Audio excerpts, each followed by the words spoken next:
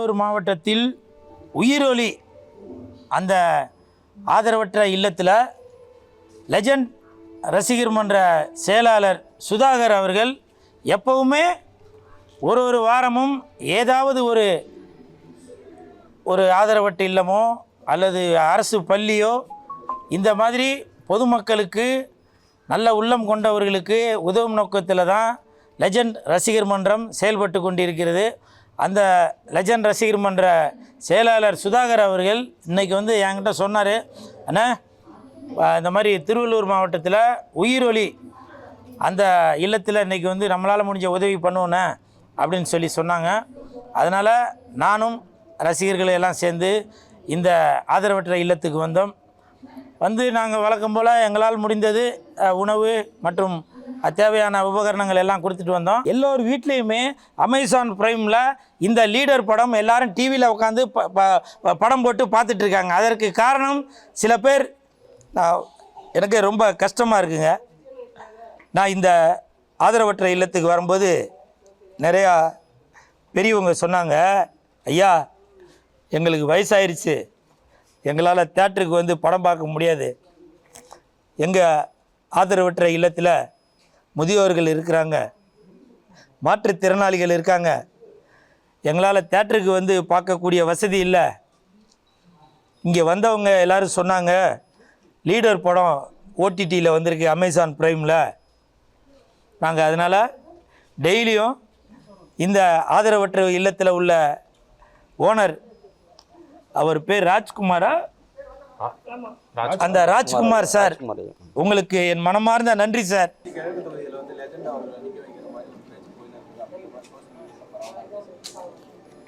யாரு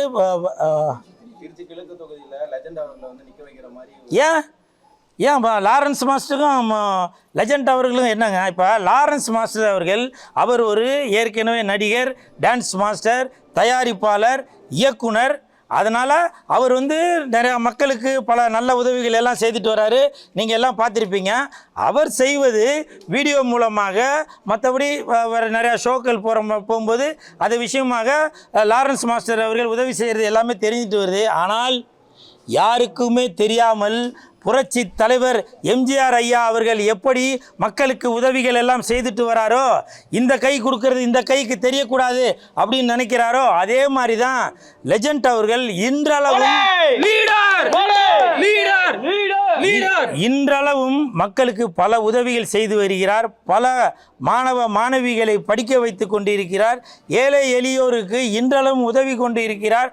அது மட்டும் இல்லை, தன்னை சுற்றி இருப்பவங்களை மிகவும் சந்தோஷமாக வைத்து கொண்டிருக்கார். இந்த மாதிரி ஒரு லீடர், உண்மையிலேயே அவர் படத்தில் மட்டும் லீடர் இல்லைங்க, நிஜத்திலையும் லீடர் தான். அப்படி இருப்பவர் ஏன் திருச்சி தொகுதியில் நின்னா என்ன? இது என்னுடைய கருத்து. நான் ஏதோ அவங்க அரசியலுக்கு வரணும் அப்படின்றக்காக சொல்லவில்லை. நீங்கள் சொன்னீங்கல்ல, லாரன்ஸ் மாஸ்டரும் லெஜண்ட் அவர்களும் ஒப்பிட்டு சொன்னீங்களே, நான் அதனால் சொல்கிறேன். நான் எப்படி லாரன்ஸ் மாஸ்டர் அவர் எல்லாம் உதவிகள் செய்துட்டு வராரோ, அதே மாதிரி தான் லெஜண்ட் அவர்களும் தன்னால் முடிந்த உதவியை மக்களுக்கு செய்துட்டு வரார். ஏன்னா இன்றைக்கி மக்கள் மாற்றம் வேணும் அப்படின்னு சொல்லி எதிர்பார்க்குறாங்க. அதனால் திருச்சி தொகுதியில் யார் நின்று யார் ஜெயிக்க போகிறாங்க அப்படின்றது அந்த தொகுதியோட ரிசல்ட் வந்ததுக்கப்புறம் தான் தெரியும். விஜய் ஆட்சி பாத்தீங்கன்னா 6 மாசம் கூட தாங்காதுன்னு எல்லாரும் சொல்றாங்க. என்ன பாக்குறீங்க? ஏங்க இது எல்லாரும் சொல்றது தானுங்க.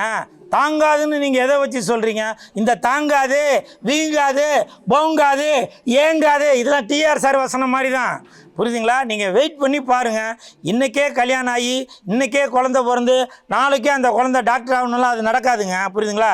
இன்றைக்கி விதைச்சா அது வளர்ந்து காய் காய்ச்சி பூ காய்ச்சி நெல் கொடுத்து இப்படி எல்லாமே தரும். விரைவில் அதற்கான முடிவு என்ன என்பதை இன்னும் 2-3 மாதத்தில் தெரிஞ்சிடும். எனக்கு தெரிஞ்சு இப்போ உள்ள ஆட்சி அது நல்லா தான் இருக்குது. காரணம், இப்போ சோசியல் மீடியாவில் எது பண்ணாலும் வெளியில் தெரியுது. நீங்கள் கேட்டதுனால என்ன நீங்கள் வேணும்னே டென்ஷன் பண்ணுறீங்கன்னு நினைக்கிறேன். நீங்கள் கேட்டதுனால சொல்கிறேன். இப்போது சமீபத்தில் ஒரு 17-18 வயது பொண்ணு குடிக்கிறதுக்கு ஒரு மதுபான இதில் போய் ஆடிட்டு கூட வந்த அந்த காளி பசங்க, பொறுக்கி பசங்க அந்த பொண்ணை ஏற்றி கொண்டுட்டதா சொன்னாங்க. ஆனால் அந்த பொண்ணோட அம்மா அழுவுது, விஜய் சார் என் பொண்ணை காப்பாற்றுங்கன்னு. அம்மா உங்கள் காலில் விழுந்து நான் கேட்குறேம்மா, உங்கள் பொண்ணை விஜய் சார் போய் குடிங்கன்னு சொன்னாரா? சொல்லுங்கள். உங்கள் பொண்ணை விஜய் சார் போய் குடிங்க, குடிச்சிட்டு போய் கூத்தடிங்கன்னு மாண்புமிகு தமிழக முதலமைச்சர் விஜய் சார் சொன்னார் அவங்கள்ட்ட. நம்ம தாங்க நம்மளுடைய குழந்தைகளை நம்ம தாங்க பாதுகாத்து வளர்க்கணும். ஏன் நேத்தோ முந்தானாலோ ஒரு கணவர் தன்னுடைய மனைவியை ஏதோ தகாத உறவில் பார்த்துட்டேன்னு சொல்லி வெட்டியிருக்கிறா. 4 பேர் வாழ்த்தி அந்த குடும்பம் நல்லா இருக்கணும்னு சொல்லி தாலி கட்டியிருப்பாங்க. ஆனால் நீங்கள் இந்த மாதிரி பண்ணிவிட்டு நீங்கள் செய்யும் தவறுக்கு மாண்புமிகு தமிழக முதல்வர் விஜய் சார் இந்த குற்றத்தை ஏற்றுப்பாரா? நம்ம தாங்க பொறுப்போடு அக்கறையாக இருக்கணும். உங்களுக்கு ஒரு குடும்பம் இருக்கு, உங்களுக்கு ஒரு குழந்தை இருக்கு. எதுக்கு தகாத உறவு? எதுக்கு தகாத உறவு? மாற்றம் வேணும், மாற்றம் வேணும்னீங்களா?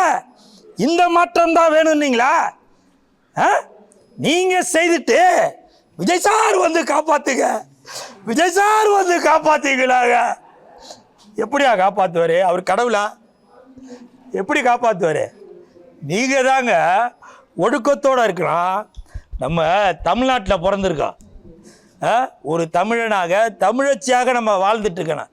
அதை விட்டுட்டு நீங்கள் தறிகட்டு போயிட்டு தரங்கட்டு போயிட்டு விஜய் சாரோட ஆட்சி 6 மாதத்தில் கவுந்துரும், 6 மாதத்தில் நிமிந்துரும், 6 மாதத்தில் வளைஞ்சிரும்னு சொல்லிட்டு இருக்கீங்களே, இது நியாயமா?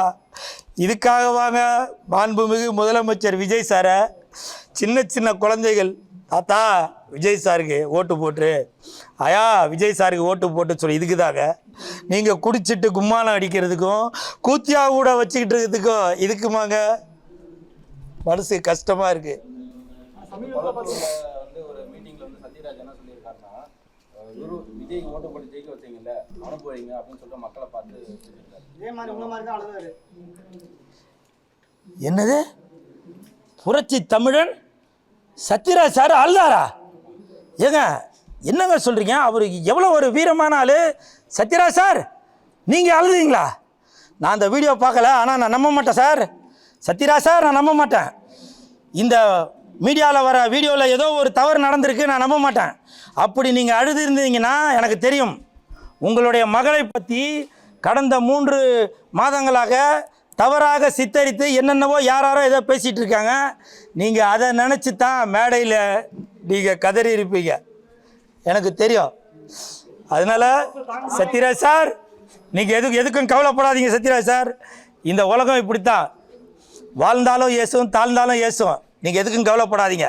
எனக்கு தெரியும் உங்களுடைய மகள், அவங்கள பற்றி யாராவது தவறாக கூறினால் அவங்க நாக்கு அழுகி போயிடும், அவங்க குடல் அழுகி போயிடும். சத்யராஜ் சார் நீங்கள் அழுவாதீங்க.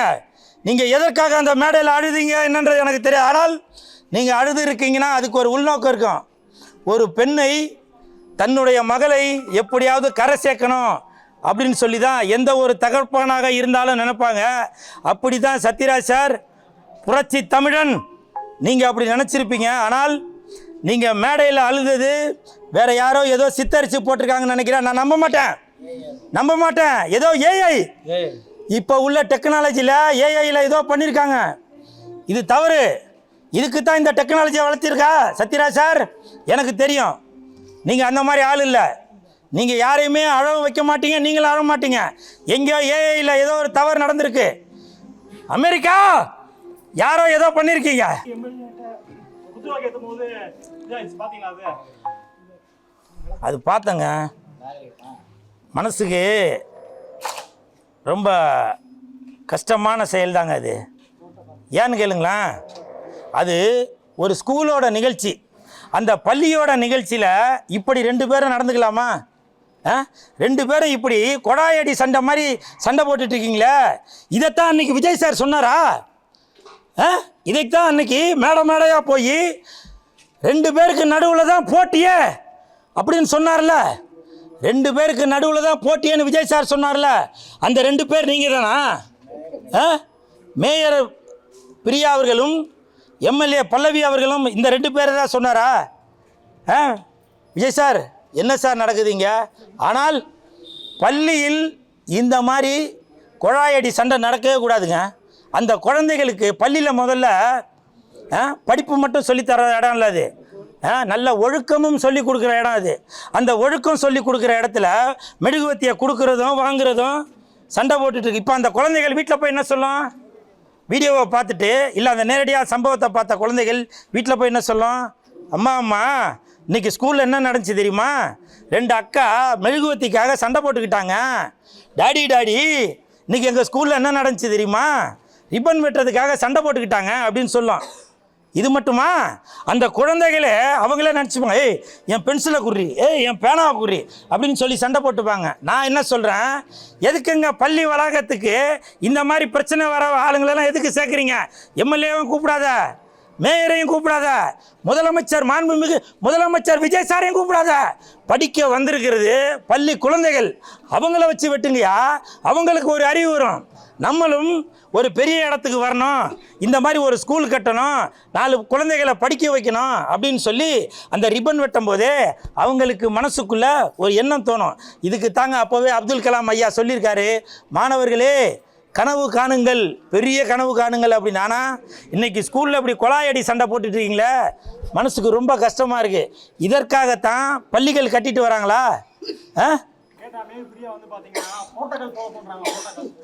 சார் என்ன சார் பரோட்டா காலு சால்னா காலுன்னு, என்ன இது பரோட்டா காலு சப்பாத்தி காலுன்னு?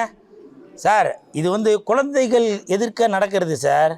உங்களுக்கே சொல்லி கொடுத்துருப்பாங்க, சின்ன குழந்தைகள் மீது அவங்க பார்க்கும்போது எந்த ஒரு தவறும் செய்யாதீங்க, அது அவங்க மனசில் பதியும் அப்படின்னு. எந்த ஒரு குழந்தைக்குமே கெட்ட வார்த்தை பேசுறது இல்லைங்க, கேட்ட வார்த்தைகளை தான் பேசுறது. நீங்கள் பண்ணுற விஷயங்கள் தான் அந்த குழந்தைகளோட மனசில் பதிகிறது. பரோட்டா காலு சப்பாத்தி காலு அது 2வது பட்சங்க. தட்டு புரியுதுங்களா? அதுதாங்க நான் சொல்கிறேன். நீங்கள் அவங்களோட அதிகாரிகளுக்கு ஏற்ற மாதிரி அந்தந்த தகுதிக்கு ஏற்ற மாதிரி நீங்கள் அதை விளக்கேற்றணும்னு சொல்கிறீங்களா? அதே ஒரு குழந்தைகளை வச்சு ஏற்றிருந்தாக்க அந்த குழந்தைகள் சந்தோஷப்பட்டிருக்கோம். நம்மளும் லைஃப்பில் இந்த மாதிரி பெரிய ஆள் ஆகணும் அப்படின்னு. நீங்கள் பெரிய ஆளுன்னு காட்டுறதுக்காக வெளியில் பேனர் வச்சு அதை வச்சு இதை வச்சு. ஒரு தானத்திலே சிறந்தது ஒரு அன்னதானம். ஏன்னா உணவு தான் இன்றைக்கு இல்லாதவர்களுக்கு கொடுக்கக்கூடியது தான் எங்கள் தலைவருடையது. எங்கள் லெஜெண்ட் அவர்கள் உணவு எல்லா ஒரு மாவட்டத்துலையும் பார்த்திங்கன்னா ஒரு உணவு கொடுக்கறதுல ஒரு சாப்பாடு இல்லாதவர்களுக்கு ஒரு சாப்பாடு கொடுக்கணும், ஒரு ஏழை குழந்தைகளை படிக்க வைக்கணும் அப்படிங்கிறதான் எங்களுடைய தலைவருடைய ஒரு குறிக்கோள். இன்று எங்கள் தலைவர் அண்ணன் கூல் சுரேஷ் அவர்கள் இன்று உயிருள்ள இல்லத்துக்கு முதியோர்கள் எல்லாரும் உணவு வழங்கி இன்று அவரோட சிறப்பாக நிகழ்ச்சி நடத்தினோம்.